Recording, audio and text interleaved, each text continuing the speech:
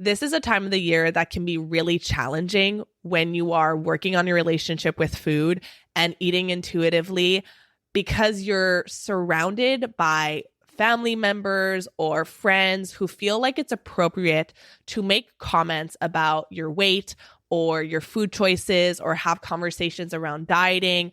And so in this episode, I'm going to walk you through different ways that you can handle and navigate those kind of triggering comments during the holidays so that you can maintain your peace, you can feel calm, you can feel regulated, and you can actually enjoy your time with the people that you love without feeling triggered. So let's get into it.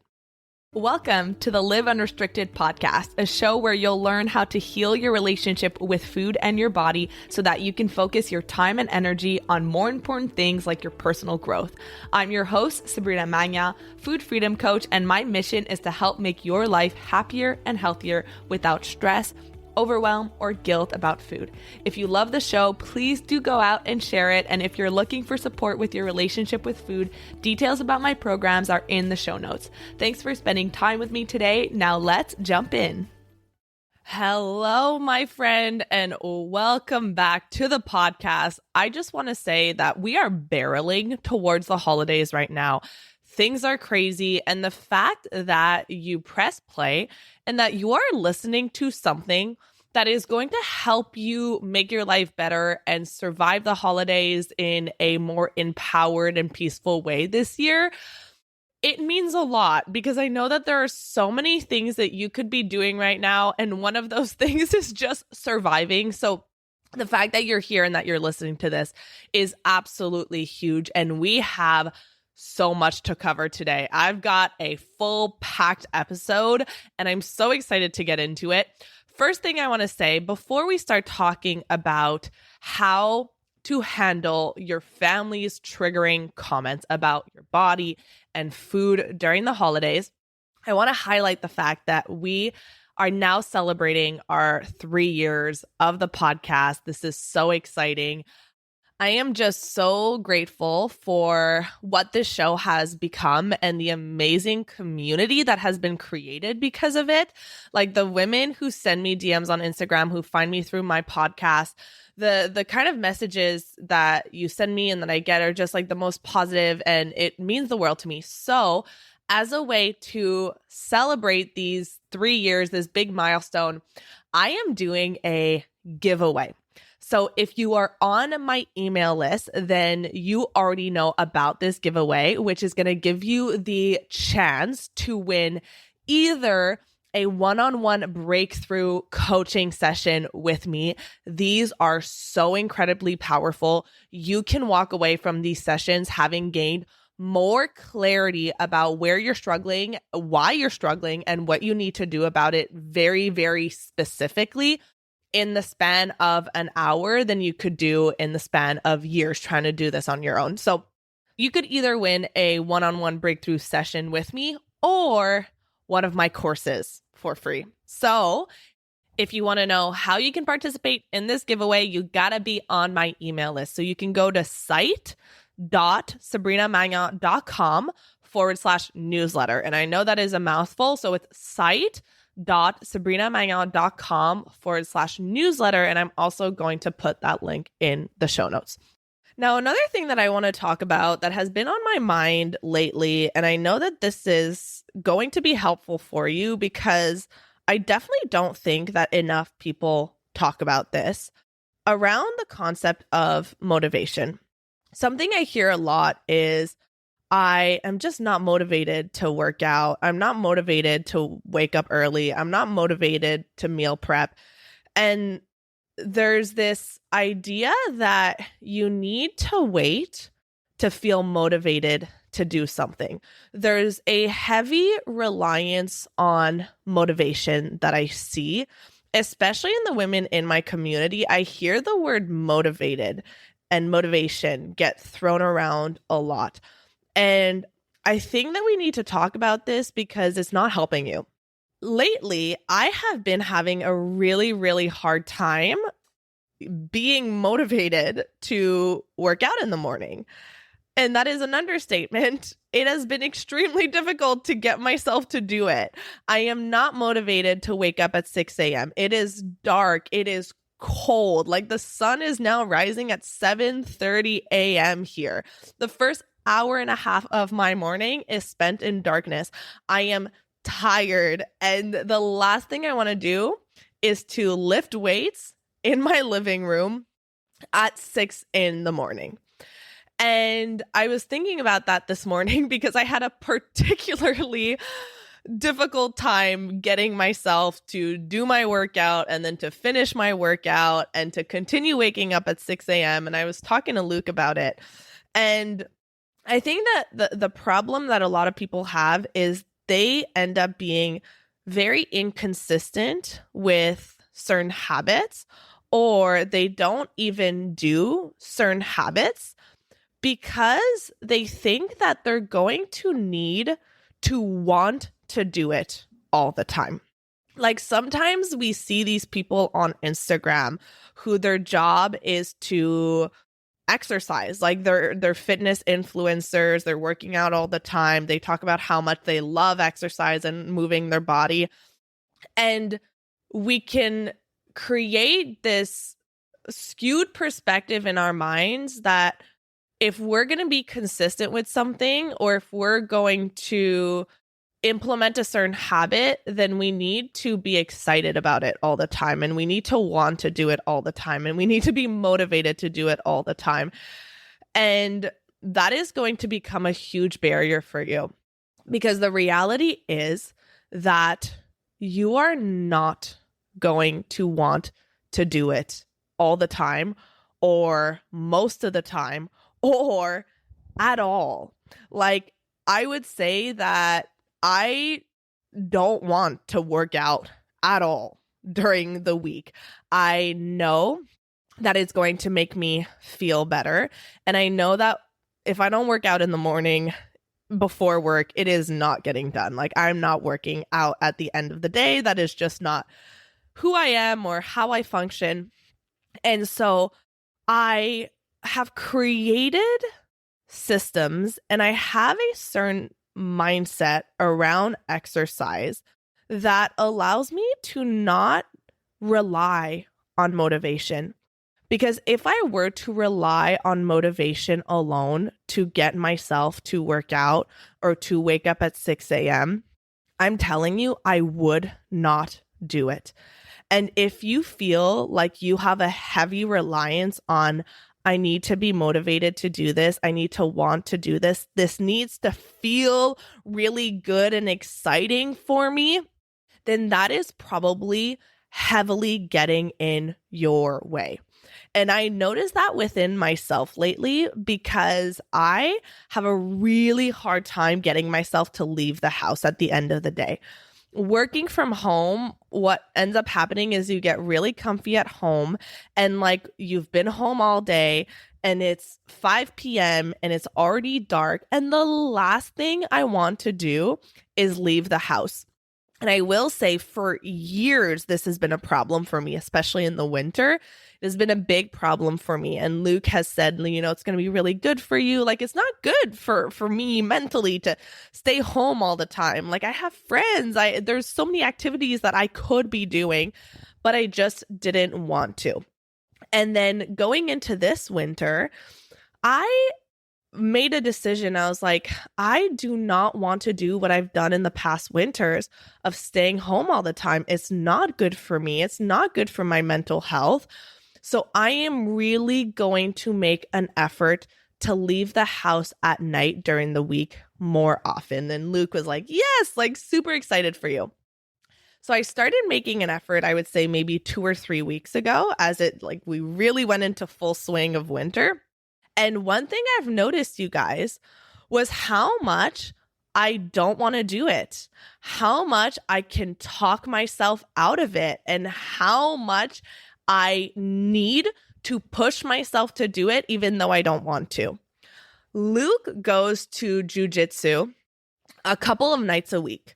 And I had created this idea in my mind that he always is excited to go, and he always wants to go, and he's never tired. And then I was having a conversation with him and he was like, babe, most nights it would be so much easier for me to come home, plop on the couch, and do nothing. Like, you have no idea. I have to have this like internal self-talk and just get myself to go because I know it's going to be good for me to see my friends and to get some movement. And I know that once I'm there, I have a good time. And that was really helpful for me because it made me realize, like, if you keep waiting until you actually want to leave the house at the end of the day, if that is the expectation that you set for yourself, you will never do it. Because chances are it might happen once in a blue moon that you feel motivated to leave the house, but most of the time that will not be the case.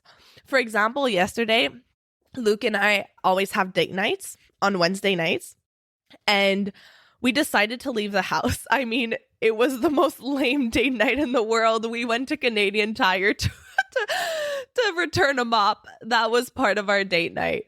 But we left the house and we walked there. And as we were walking there, I was like, I really didn't want to leave the house. But now that we're out of the house, this is nice. It's nice to get some air, even if it's cold as balls. Like, it's nice to get some movement in and to not just rot at home. And it's really changed my perspective on this idea that I need to want to do the thing. Like, if I book a yoga class at night, I'm probably not going to feel like going, but I'm going to be so glad that I did. And seeing how I had this perspective around nighttime activities made me realize that a lot of people have this around exercise or waking up early or meal planning, like these healthy habits that we are told that you need motivation for. And the reality is that it is very rare that I have the motivation to wake up at 6 a.m. and to do my workout. It is very rare that I have the motivation to do my meal prep on Sunday. But I have done enough work on habits and behavior change. I've taught myself enough that I know how to stay consistent with these habits that are going to serve me in the long run. I have a very long-term way of thinking, and I also know why I'm doing these things. So this is an opportunity for you to look at, what is my mindset around these habits? And for you, it might not be working out. Like, working out, you might actually be really motivated for, but there's definitely some habits or behaviors or activities in your life that you are waiting to feel good about, or you're waiting to feel motivated for, that you might wait forever to do it. And in those cases, it's about getting really clear on why you're doing that, why it's important to you, what is going to be the long-term benefit. And I want to say a caveat here is that I'm not saying that I force myself to work out every single day. I know my body enough that I know the difference between I'm not motivated to do it, but I know it's going to make me feel better, or those days where I'm like, actually, this is a day where you need to sleep in and you need to give your body some rest. For example, on Sunday night, I came back from Toronto. Our train was delayed. I was so tired. I don't remember the last time I felt that tired. My body was achy. We went to bed at midnight. When I woke up on Monday morning, this wasn't a classic case of I'm not motivated to do it, but I'm still going to do it. This was a case of, girl, you need to sleep. You need to set your alarm for later. You need to scrap your morning routine, because number one priority is giving your body some rest, giving your nervous system some rest, so that you can simply show up for work as a functional human being. So it's really important to know the difference between the two in whatever habits you're doing. So Wanted to talk about that because I had a pretty lengthy conversation with my clients about habit building last week. And for me, it comes really naturally because I've done so much work on it. But as I was talking to them about it, I realized that so much of what I was teaching them and sharing with them, because I have this 10-step habit blueprint that I've created inside of Food Freedom Academy, which teaches you how to create and maintain any habit. And I was taking them through it. And a lot of them, this was like the first time that they had gone this deep into behavior change. And so if you want me to talk more about habit building and behavior change and how I've managed to create this really healthy lifestyle that I enjoy, that feels good for me, and that serves my long-term health, let me know. Send me a DM on Instagram and I'm more than happy to talk about it. But with that said, let's go into the topic for today's podcast episode, all about comments about your body and food during the holidays. This can be a really triggering time of the year. And having conversations with my clients inside of Food Freedom Academy always reminds me how stupidly common it is for family members to feel like it is okay to make comments about your weight and the way that you're eating and your food choices. It blows my mind. I would say over 50% of them have a level of anxiety going into the holidays because of their family members. So I want to help you navigate these situations because this is a time where I want you to be able to enjoy yourself and go into these social settings not feeling anxious or dysregulated or like anticipating that you're going to be triggered, and knowing how to maintain your own power. That really is, at the end of the day, this whole conversation is about teaching you how you can stop giving your power away to other people. Because the reality is that there is a world in which people can make comments to you that in the past have felt triggering, but now they feel completely neutral. And the way that you can get to that place is to have such a steadfast sense of internal security and confidence in who you are, in what you're doing, that someone else's comment just like bounces off of you. If you think about someone saying, your blue hair is so ugly, you would be like, okay, I don't have blue hair. Like that would mean absolutely nothing to you.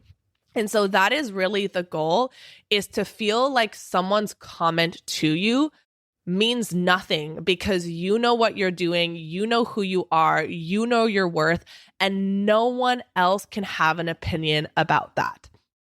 So the first thing that you really need to understand before I go into specific ways that you can handle comments about food and your body is to first understand that it's not about you.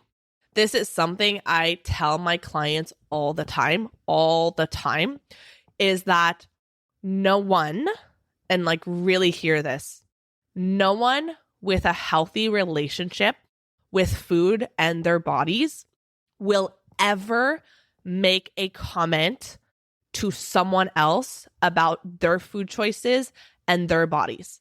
This is a fact that I will die on because I am someone who I can now say without a shadow of a doubt, I have the healthiest relationship with food, the healthiest relationship with my body than I ever have.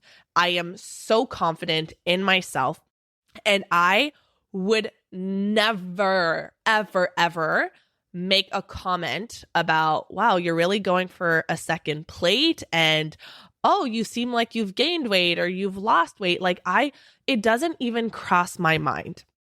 So I think remembering that this isn't about you can give you a sense of compassion and understanding. That's something that our students tend to start experiencing around their family members, especially their moms who have been in diet culture their entire lives.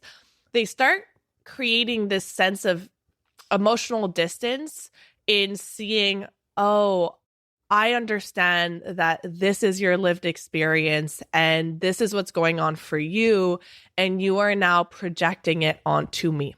So understanding that it's not about you can be helpful. Another thing too is that it can be just generational diet culture programming. Like this is the way that they've always thought, and that they're not necessarily trying to jab at you or be mean, but like being able to put yourself in someone else's shoes and understand that people's way of thinking is so different. Their brain is wired differently, and that doesn't make it okay. But it also helps you to be like, okay, this is your stuff. This is not my own. And another thing is that sometimes it's just the way that families have bonded for so long is by commenting about food and weight. And maybe like these are the conversations that your family has had for decades. You've had these conversations with your mom or your sister or your aunt. So when you start working on your relationship with food, maybe you're, starting intuitive eating, you're listening to this podcast, you're really working on yourself.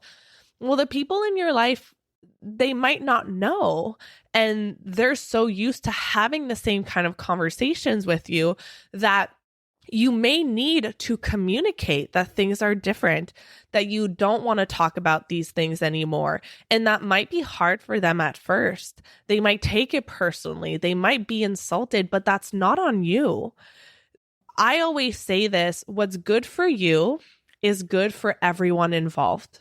And this is true always, because think about it. Is it good for you to participate in conversations around food and your weight that are going to make you feel like crap? Of course not, because then you're going to be dysregulated. You're not going to be fully present. You're not going to be showing up as your best self. And then that's not good for everyone involved, because what's best for everyone involved is when you are showing up as your best self so that you can uplift everyone around you. So remembering that what's good for you is good for everyone involved.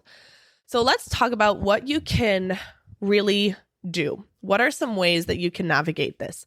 So the first thing is that I recommend that you go into these situations with a plan about how you're going to react, how you're going to respond, and sometimes just an anticipation of what might happen. Because the reality is that if you don't go in with some kind of plan, when you're in the situation and someone makes a comment that you have not mentally prepared for, well, then you're going to become dysregulated, right? We feel it. We feel when someone makes a comment that's triggering, we feel it in our bodies. We feel like something shifts. There can be a really big discomfort. Maybe you feel like weird in your stomach or weight on your chest. And when you are dysregulated, your ability to think clearly goes out the window. You are now in fight or flight. And I know that feels like it's an exaggeration, but it's not. Like you've been in this situation where someone says something and you're just shocked. I don't know what to say to that. So in that scenario where someone says something triggering and you're not prepared for it, it is really hard to think on your feet. It's really hard to think about a new way of responding. So sometimes what might happen is you end up getting sucked into this conversation about dieting and weight because you just don't know what to do. Or maybe you go into people pleasing, or maybe you just leave the room and you're like, oh my God, I don't know what to do. I feel so uncomfortable. You get angry. So in that moment, trying to have a new reaction when you're dysregulated is incredibly difficult. So don't blame yourself if sometimes you leave a social event or you leave an interaction and you are triggered and you're like, oh, I hated the way I responded to that, or I hate my reaction to it, or I should have said something different. Don't beat yourself up because it's really hard to have a new reaction when you haven't mentally prepared for it. So have a plan. Have a plan about how you're going to handle this. So let's talk about what are certain things that you can do, certain ways that you can handle it. The first way, and actually before I go into it, I want to say that the way you handle certain comments is going to be super dependent on your relationship with that person. If you have a closer relationship, it's a sister, it's a mom, it's someone who you can feel really open with, really safe with, or it's someone that you just see really often. So you know, like, okay, I need to set a boundary here.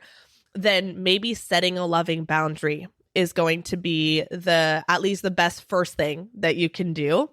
Whereas there's other people you only see once in a while, you don't necessarily have the closest relationship. So for them, maybe you don't need to like really sit down and have a conversation with them and set a boundary. And one of the other ways that I'm going to share is going to be a little bit more appropriate for that scenario. But the first thing I would say is if it is someone you have a close relationship with, then setting a loving boundary can be incredibly helpful. And also, I'm not going to lie to you, it can feel really uncomfortable as well. When I first started working on my relationship with food and my body, and I wanted to heal my eating disorder, I knew that I needed to create an armor for myself because at the beginning, you're easily triggerable. You're easily triggerable. I think it's just easily triggered, I will say. And so I knew that any comments about my food choices, whether they were positive or not, any comments about my body were going to trigger me. And now things are really different. But at the time, I was more sensitive. So I had to sit my parents down. I'll never forget. I sat them down at the kitchen table. And this was really tough for me, you guys, because they didn't know how much I was struggling.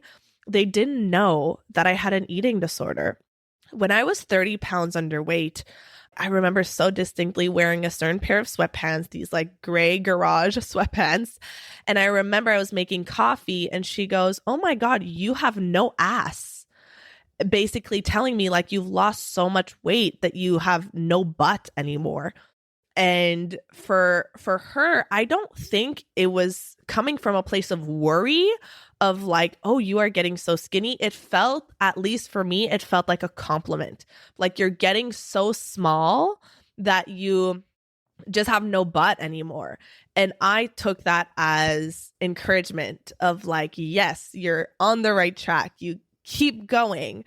And so for my family who had a level of diet culture conditioning before I started doing this work and I started having these conversations with them, there were certain comments that were being made to me about my food choices of, oh, are you really going to eat that? Or you're not putting any of that on your plate, or after my workouts of like how I look. And so I sat them down and I said, I am really working on having a healthier relationship with food and letting my body be the healthiest that it needs to be. And I might need to gain weight for that. And I just really need any comments about food and my body to not happen anymore. And that conversation was super, super helpful because it stopped. The comments stopped, and that really helped me in my recovery.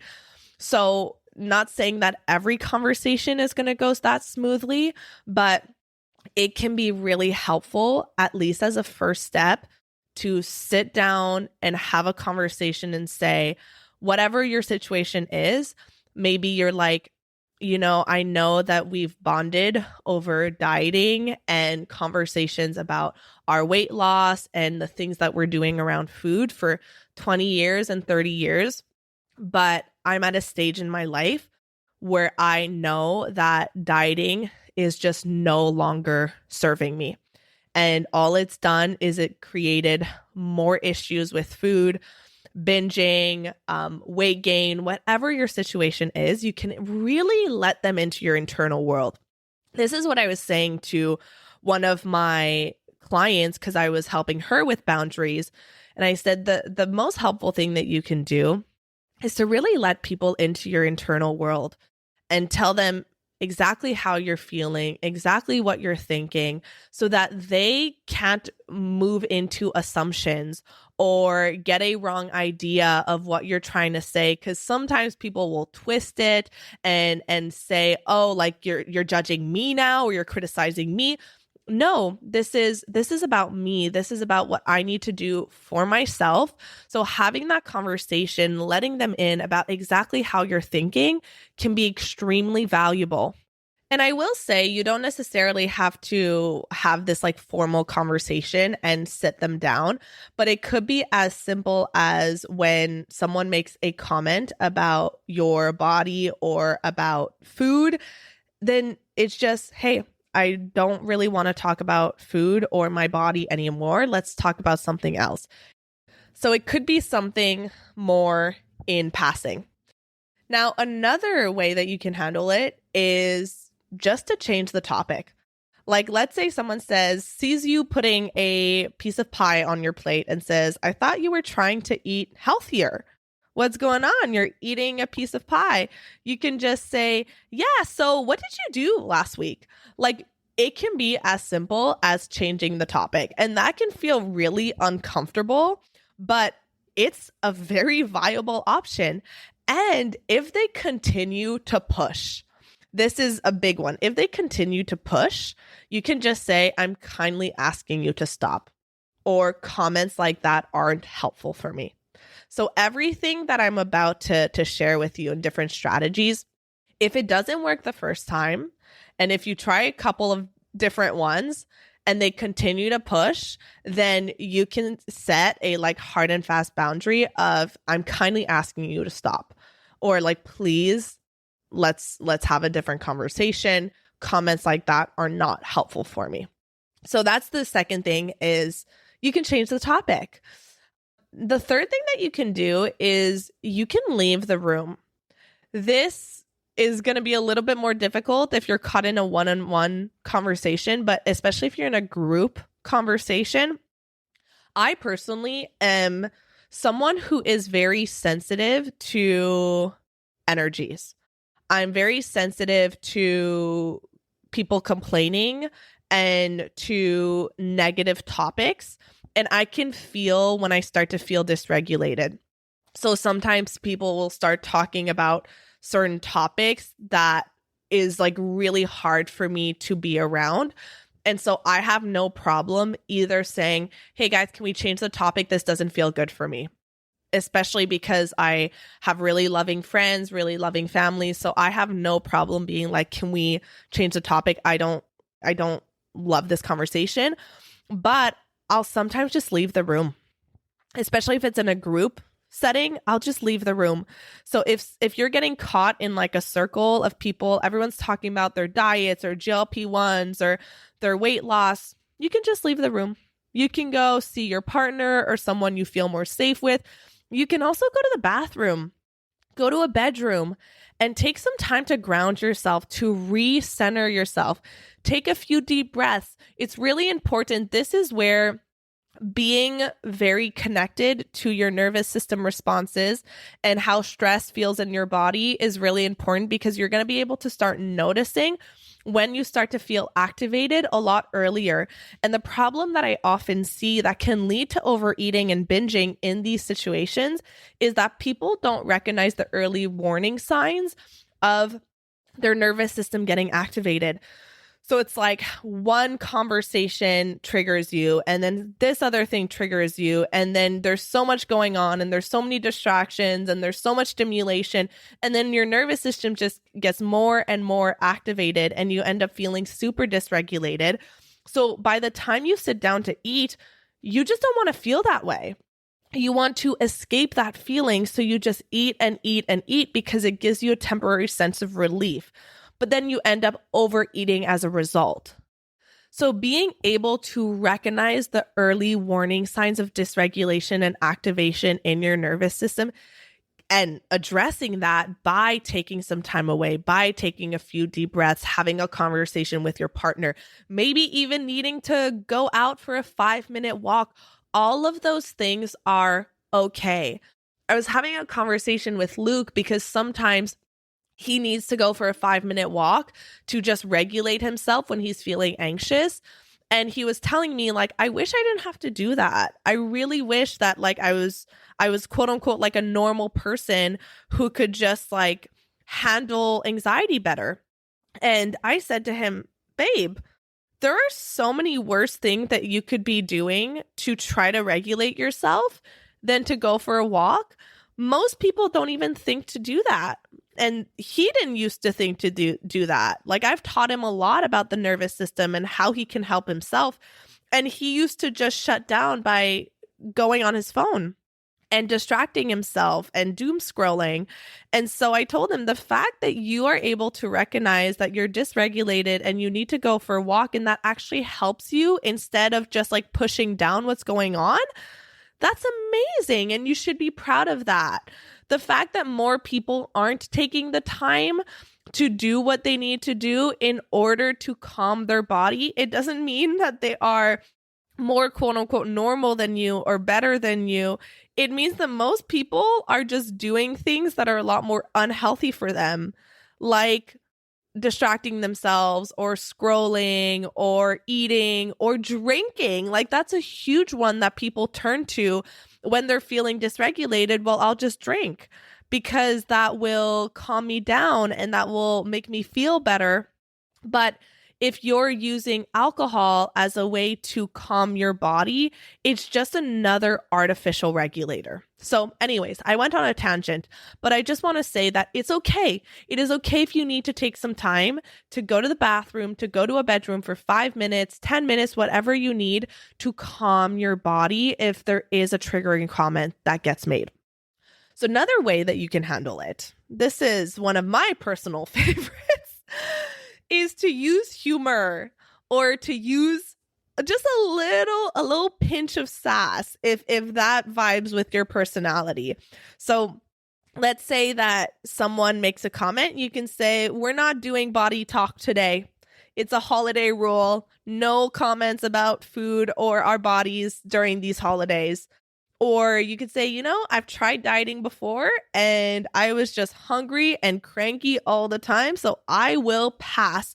So you can keep it light. It doesn't have to be so serious. Of course, this is much easier said than done. I personally love using humor as a way to deflect and change the topic. So if that vibes for you, that is absolutely an option. And you can also just keep it neutral. So what I mean by keeping it neutral is if someone says, are you eating again? Or is that your second plate? You can just say, yep, that's it. Absolutely. And a helpful thing, a little helpful mindset shift or trick that you can use in these situations is to embody the identity of someone who has a healthy relationship with food and her body. If you feel like you're still on shaky ground and you're still in that healing phase and you're still like actively doing the work and it doesn't feel super solidified for you, then a helpful thing that you can do is to borrow the mindset of the person who you want to emulate or the person you want to become. So this is something I do all the time when I'm working on any area of my life and I don't feel like I'm quote unquote there yet. Then I'll have a certain role model or a coach or someone who has what I want, who has the identity of who I want. And when I'm presented with a challenging situation, I'll ask myself, how would so-and-so think here? How would so-and-so respond? What would they do? And that helps you borrow the consciousness of someone else. Because if you rely on your own level of consciousness, well, you have your little circle, your limited way of thinking, of being, of feeling. But then when you borrow someone else's consciousness, that expands. And now you have different ways of thinking. So this can be super helpful. I actually hear this a lot with our clients inside of FFA, that they'll say to themselves when they're in a specific situation, what would Sabrina think right now? What would she do? What advice would she give me right now? And that allows them to think differently.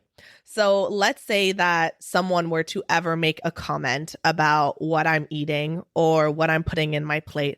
Well, I have so much confidence in my ability to feed myself and to listen to my body that any comment about what I'm eating does not trigger me at all, because I'm like, if I'm hungry and I'm eating, it's because my body needs food. So let's say it's 4 p.m. and I'm having a snack and someone were to say, are you really eating? Like, we're eating dinner soon. My response would be like, yeah, I'm hungry and I don't want to be starving once dinner rolls around. Like, it is really as simple as that. So you can be so confident in your own ability to feed yourself that if someone says, are you really having dessert? You can say, yeah, it looks amazing. Why would I not? Becoming more clear that it actually can be quite simple. Because when you make your own well-being a priority and someone else gets upset about that, if someone else takes it personally when you set a boundary that you need to set for yourself, when you protect your energy for your well-being, at least this is my perspective, that if someone else gets angry about that or takes it personally, that's so not about me. You should want my well-being. You should want me to feel good about myself. And so if you're feeling upset that I am prioritizing my well-being, that is not my responsibility. And I know that I have some people pleasers here, and I people please in some areas of my life, absolutely. But when it comes to boundaries like this, I do not negotiate. I do not move aside or put my own well-being last so that I don't rock the boat or upset people's feelings. So I hope that this was helpful, that it gave you some ways that you can navigate these social events. I would say that if there's one thing that will be the most helpful for you is to embody the identity of that person who is steadfast in her relationship with food and with her body, even if you don't feel there yet. Because the more you embody that person now, the faster you will become her. So this year is an opportunity for you to change the dynamics in your family and to change the kind of conversations that you guys have. And remember that when you give less attention to weight and dieting and food, you're also helping the people around you, because it's not helpful to put that at the forefront. And they might feel like it helps them to bond and to talk about it. But you know as well as I do that when that is your main focus and it takes up all of your mental space, it is not helpful. It actually doesn't make things better. It makes them worse. So you are in service. You are doing them a favor by placing less attention on it. All right. So I fully believe in your ability to handle these holidays differently. I love you so, so much. Next week, we're going to be talking about how to specifically go through the holidays without binge eating, without having that F-it mentality, without making the holidays like a 2-week-long binge fest, and how to eat the foods that you love without guilt. So stick around for that. And this is your reminder that I'm going to be doing a big event in January so that you can go into 2026 with a completely different relationship with food.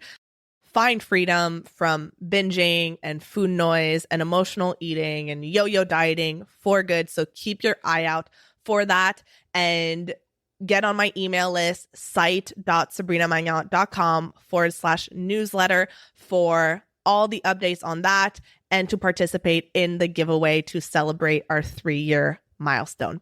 I love you so, so much. Make sure to follow me on Instagram at Sabrina Magnan Health so that we can connect. Let me know that you listen to the podcast. Have a wonderful week, and I'll see you on the next episode. Thank you so much for listening to today's episode. If you found it valuable, I would love if you would share it with someone you know that could benefit.